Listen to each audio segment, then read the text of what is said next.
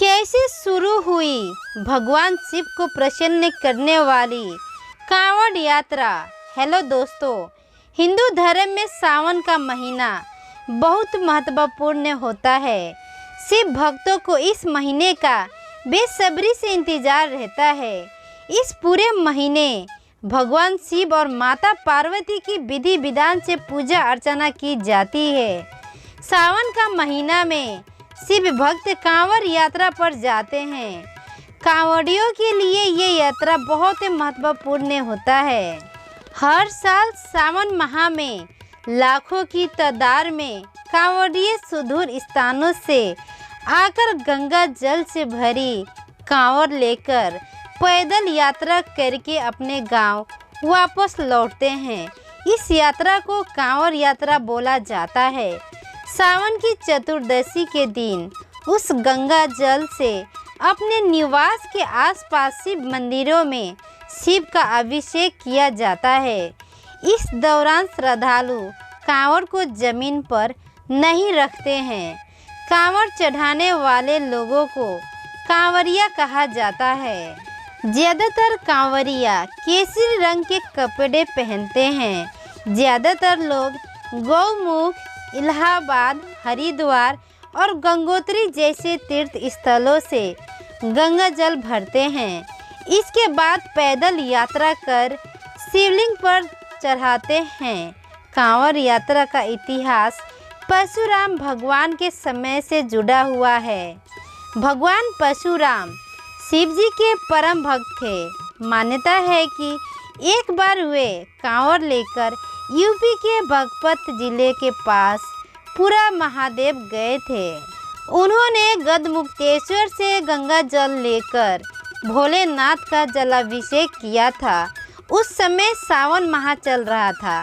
तब से सावन के महीने में कांवड़ यात्रा निकालने की परंपरा शुरू हो गई और यूपी, उत्तराखंड समेत तमाम राज्यों में शिव भक्त बढ़ते स्थल पर हर साल सावन के दिनों में कांवड़ यात्रा निकालते हैं।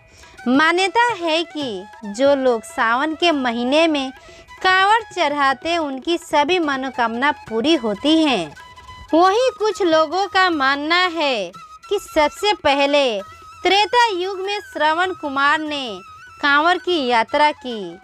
उनके अंधे माता पिता ने हरिद्वार में गंगा स्नान करने की इच्छा जताई थी। श्रवण कुमार ने माता पिता की इच्छा को पूरा करते हुए कांवड़ में बिठाकर हरिद्वार में स्नान कराया। वापस लौटते समय श्रवण कुमार गंगा जल लेकर आए और उन्होंने शिवलिंग पर चढ़ाया। इसे ही कांवड़ यात्रा की शुरुआत माना जाता है। कितनी तरह की होती है कांवड़ यात्रा। परशुराम भगवान के समय में शुरू हुई कांवड़ यात्रा पैदल ही निकाली जाती थी, लेकिन समय और सहूलियत के अनुसार आगे चलकर कांवड़ यात्रा के कई प्रकार और नियम कायदे बन गए। फिलहाल 3 तरह की कांवड़ यात्रा निकलने का चलन है। नंबर 1, खरी कांवड़। खरी कांवड़ यात्रा में भक्त कंधे पर कांवड़ लेकर पैदल यात्रा करते हुए गंगा जल लेने जाते हैं। ये सब कठिन यात्रा होती है क्योंकि इसके नियम काफ़ी कठिन होते हैं। इस कांवड़ को न तो जमीन पर रखा जाता है और न ही कहीं टांगा जाता है। यदि कांवड़ियों को भोजन करना है या आराम करना है तो वो कांवड़ को या तो स्टैंड में रखेगा या फिर किसी अन्य कांवड़ियों को पकड़ा देगा। नंबर 2, झांकी वाली कांवड़ यात्रा। समय के अनुसार आजकल लोग झांकी वाली कांवड़ यात्रा भी निकालने लगे हैं। इस यात्रा के दौरान कांवड़िया झांकी लगातार चलाते हैं। ये किसी ट्रक, जीप या खुली गाड़ी में शिव प्रतिमा रखकर भजन चलाते हुए कांवड़ लेकर जाते हैं। इस दौरान शिव भक्त भगवान शिव की प्रतिमा का श्रृंगार करते हैं और गानों पर थिरकते हुए कांवड़ यात्रा निकालते हैं। नंबर 3, डाक कांवड़। डाक कांवड़ वैसे तो झांकी वाली कांवड़ जैसी ही होती है। इसमें भी किसी गाड़ी में भोलेनाथ की प्रतिमा को सजाकर रखा जाता है और भक्त शिव भजनों पर झूमते हुए जाते हैं। लेकिन जब मंदिर से दूरी 36 घंटे या 24 घंटे की रह जाती है तो कांवरिया कांवर में जल लेकर दौड़ते हैं। ऐसे में दौड़ते हुए कांवर लेकर जाना काफ़ी मुश्किल होता है। इसके लिए कांवरिया पहले से संकल्प करते हैं। कांवर यात्रा के नियम। मान्यता है कि कांवर यात्रा के नियम बेहद सख्त है। जो व्यक्ति इन नियमों का पालना नहीं करते हैं उनकी यात्रा अधूरी मानी जाती है।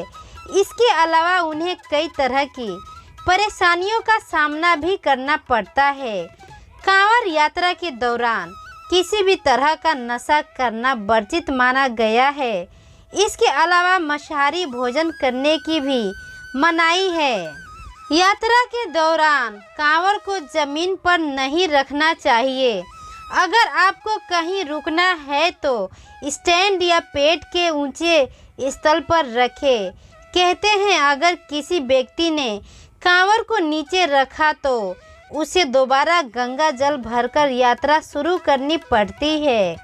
कांवर यात्रा के दौरान पैदल चलने का विधान है।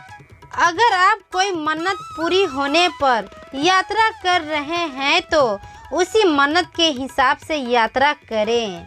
आशा करती हूँ यह छोटी सी जानकारी आपके लिए लाभदायक होगी और ऐसे ही वीडियो देखने के लिए चैनल को लाइक और सब्सक्राइब शेयर जरूर करें। धन्यवाद। राधे राधे।